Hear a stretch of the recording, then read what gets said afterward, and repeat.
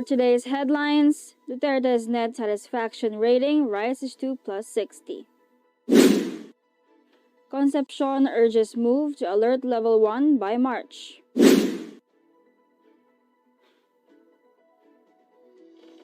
According to PNP, day 1 of campaign period, peaceful so far.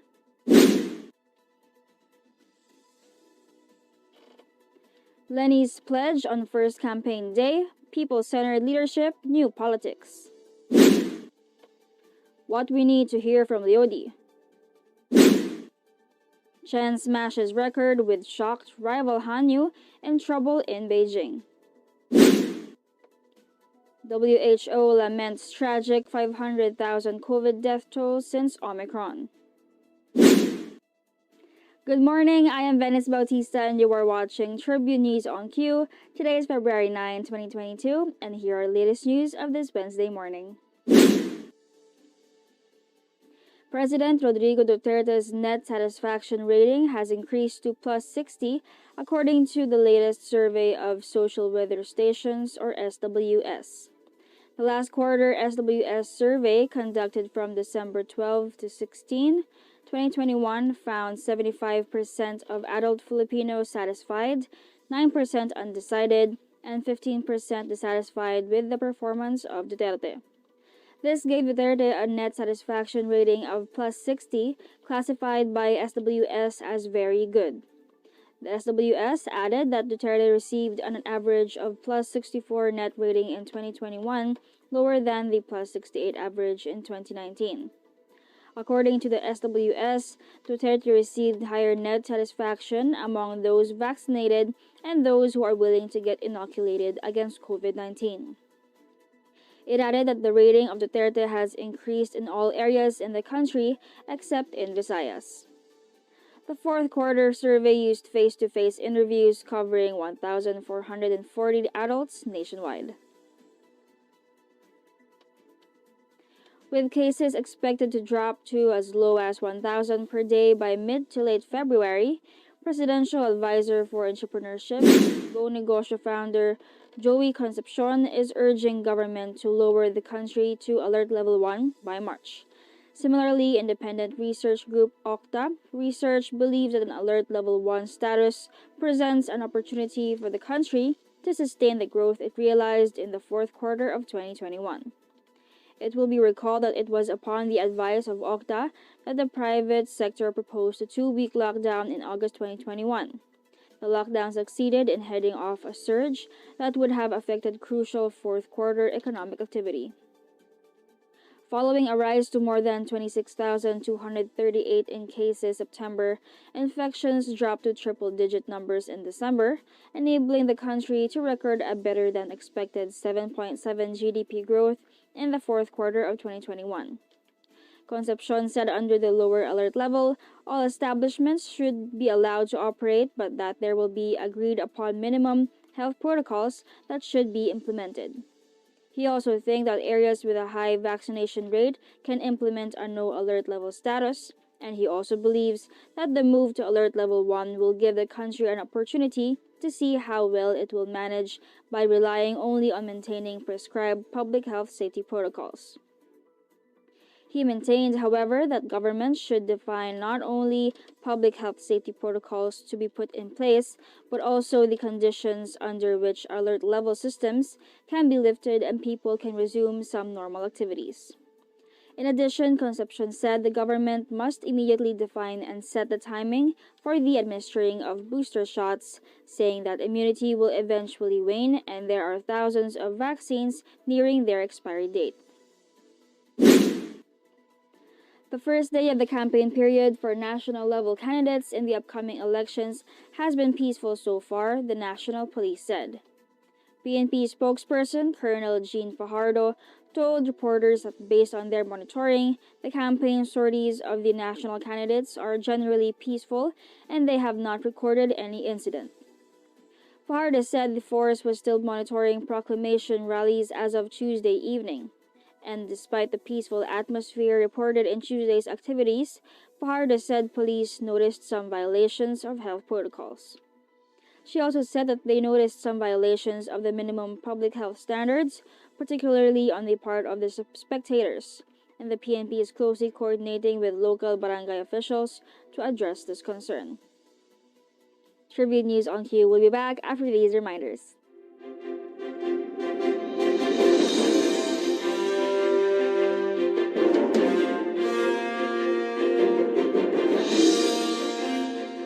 Si Harry Roque ang pinakamagaling na spokesman, kaya inggit sa kanya ang oposisyon.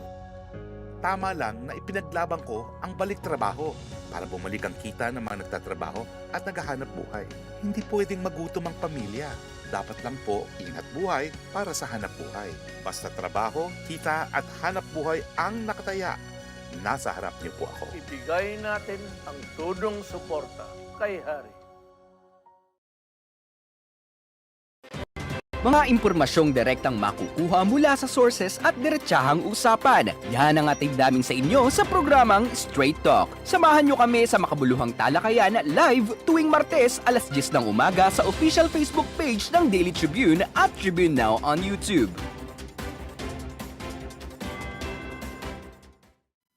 Makinig at makisali sa usapan every Friday night at 6 p.m. sa I Speak Katribu Podcast. Samahan sina Daniel at Alvin na pag-usapan ang mga relevant topic na tiyak kakarelatean nyo mga katribu. At pagdating ng Sunday at 7 p.m., Speak Your Mind, our I Speak program na sasagot sa mga tanong regarding the latest and relevant issues sa paligid natin.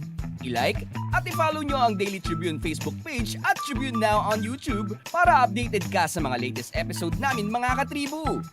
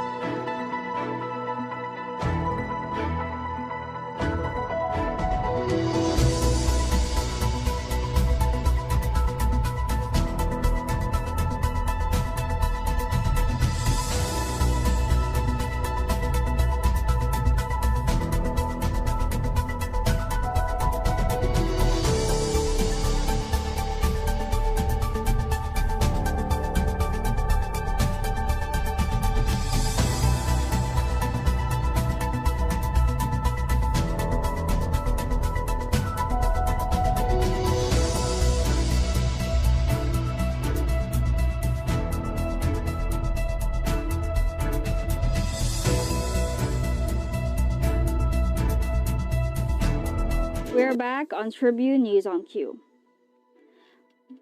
President Leni kicked off her 2022 campaign by urging her supporters to go all out for the May 9 elections as she promised a people-centered leadership and a new politics championing those in the fringes of society. Speaking before throngs of supporters at the Plaza Quezon Tuesday night, Robredo vowed to deliver an inclusive government that is free from corruption and seek solutions to address the needs of Filipinos. Leni said she had witnessed this kind of leadership espoused by her husband, who is well loved by Nagueños for his leadership, his advocacies, and his simple life, as seen in his penchant for wearing slippers and shirts.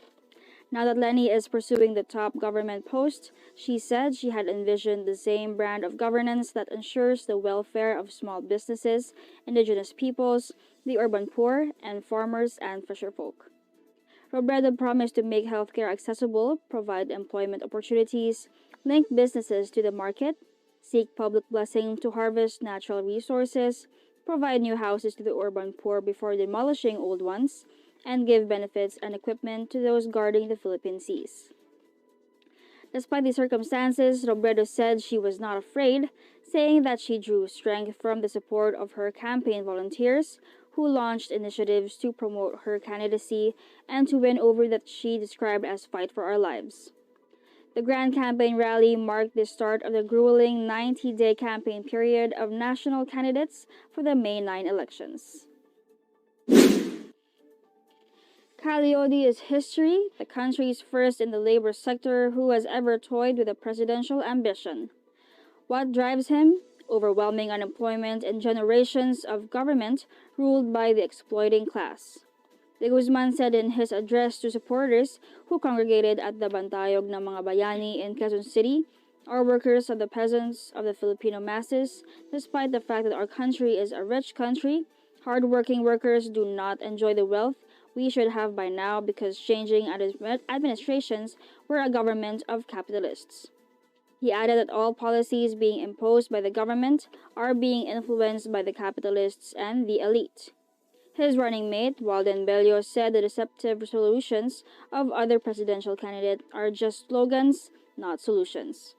Bello said the irreparable damage to the country's manufacturing and agricultural sector, which resulted in loss of livelihood and migration of Filipinos in search for greener pastures, was due to the demand of international monetary institutions. Bello said they are pushing for democratic socialism, where they want the vast majority to benefit from the programs that will very few ultra-rich and ultra-powerful will benefit. Nathan Chen smashed the world record held by fierce rival Yuzuru Hanyu as the shock two-time reigning Olympic figure skating champion made a shaky start to leave his title defense in trouble Tuesday. Facing off for the first time at the Beijing Games, Hanyu had to settle for a disappointing 8th in the short program with his Japanese teammates Yu Makagiyama and Shoma Uno 2nd and 3rd. Chen, who scored 113.97 to comfortably beat Hanyu's previous short program record of 111.82, pumped his fist in delight at the end of his performance. The score takes the three-time world champion one step closer to the only major prize that has eluded him, a gold medal at the Games.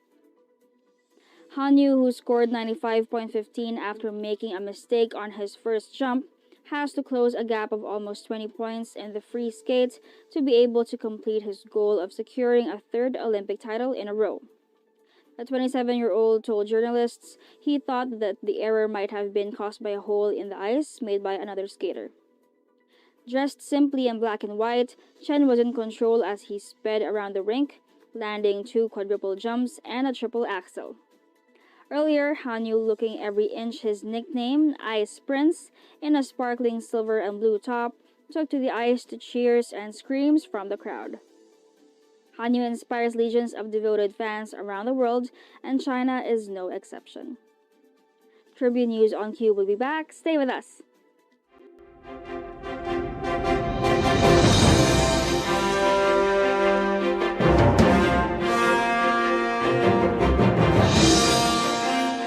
This public service advisory is brought to you by Daily Tribune and 100.3 RJFM.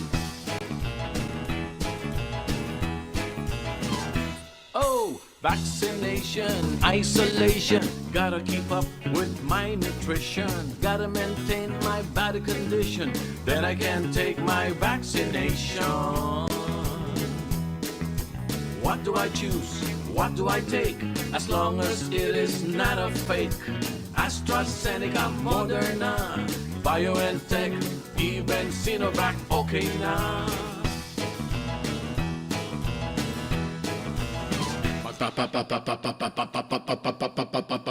Babakuna ka ba? Babakuna ka ba? Babakuna ka ba? Babakuna ka ba? Babakuna ka ba? Babakuna ka ba? Vaccination for the nation, no more isolation. With vaccination, babakuna ka ba? Babakuna ka ba? Babakuna ka ba? Babakuna ka ba? Babakuna ka ba? Babakuna ka ba? Babakuna ka ba? Paturok, paturok, paturok. This public service advisory is brought to you by Daily Tribune and 100.3 RJFM. Mga katribu, tara na't makiisa at matuto sa mga public service programs hatid ng Kalingang Katribu. Tuwing Lunes, nandyan ang usapang business na magbibigay tips at inspirasyon sa mga aspiring entrepreneurs kasama si Vernon Velasco. Tuwing Miyerkules, usapang pangkalusugan naman ang tatalakayin ni Miss Cory Quirino sa Health and Wellness.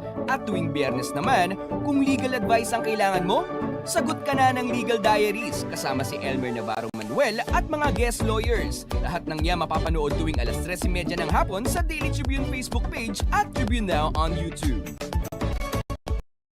Ang Daily Tribune may digital shows na din. Dahil sa mas lumalaki at mas lumalakas nating tribu, handog sa inyo ng Daily Tribune ang mga programang magbibigay buhay araw-araw. Be informed at mag-good vibes tuwing umaga sa programang Gising Na. Be updated sa news and happenings sa Tribune News on Q. Mas kilalanin pa natin ang mga paborito nyong atleta sa programang The Athletes Tribune. Alamin ang latest entertainment sa programang What's Up. Ma-inspire sa mga kwentong hatid ng Perfect. Search lang ang Daily Tribune sa inyong Facebook at Tribune Now on YouTube. See you there mga katribu!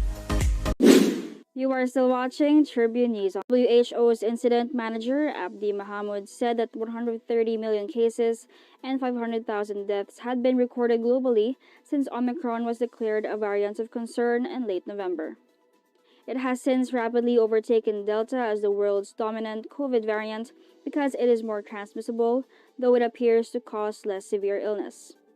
In their weekly COVID-19 epidemiological update issued later Tuesday, the WHO said nearly 68,000 new deaths were reported last week, up 7% compared to the previous week. Meanwhile, the number of new weekly COVID cases decreased by 17% to nearly 19.3 million. The report said limited data was available for the efficacy of vaccines against Omicron. COVID-19 has killed more than 5.7 million people since it emerged in China in December 2019, according to the report, while over 392 million cases have been recorded. Nearly 10.25 billion COVID-19 vaccine doses have been administered globally. And that wraps up the stories this morning, but before we go, we would like to thank the following: the SM Store, Araneta City, Department of Tourism, MG Motors, Hida Motors, Security Bank, and Overseas Community Affairs Council member Alan Lin of Republic of China for their continued support.